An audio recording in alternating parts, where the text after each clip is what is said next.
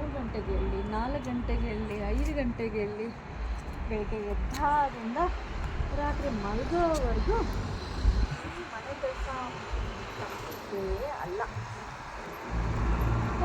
ಅದ್ರ ಜೊತೆಗೆ ಆಫೀಸ್ ಕೆಲಸ, ಮನೆ ಕೆಲಸ. ಅಬ್ಬಾ ನೆಕ್ಸ್ಟ್ ಜನ್ಮ ಅಂತ ಇದ್ರೆ ನಿಜವಾಗ್ಲೂ ನನಗೆ ಒಂದು ಜನ್ಮ ಮಾತ್ರ ಬೇಡಪ್ಪ. ಆರಾಮಾಗಿ ಗಂಡು ಥರ ಪ್ಯಾಂಟ್ ಶರ್ಟ್ ಹಾಕ್ಕೊಂಡು ಸ್ಟೈಲಾಗಿ ಅಂತ ಹೋಗೋ ಥರ ಇರಬೇಕು. ಇವೆಲ್ಲ ಮಾಡೋ ಅಷ್ಟರೊಳಗೆ ಅಬ್ಬಾ ಸಾಕಾಗೋಗುತ್ತೆ. ಬಾಯ್ ಚಂದಮ್ಮ, ಗುಡ್ ನೈಟ್ ಅಮ್ಮ. ಎಷ್ಟೊಂದು ಬಟ್ಟೆಗಳು, ಅಪ್ಪ ಅಪ್ಪ ಅಪ್ಪ ಅಪ್ಪ.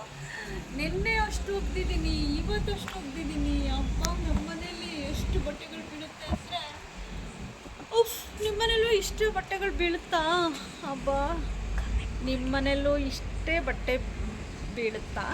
ಹಾಗೆ ನೀವು ಇದೇ ಥರ ಬಟ್ಟೆ ವಿಷಯದಲ್ಲಿ ಸ್ಟ್ರಗಲ್ ಮಾಡ್ತಾ ಇದ್ದರೆ ದಯವಿಟ್ಟು ಕಮೆಂಟ್ ಮಾಡಿ. ಬಾಯ್, ಗುಡ್ ನೈಟ್, ಟೇಕ್ ಕೇರ್.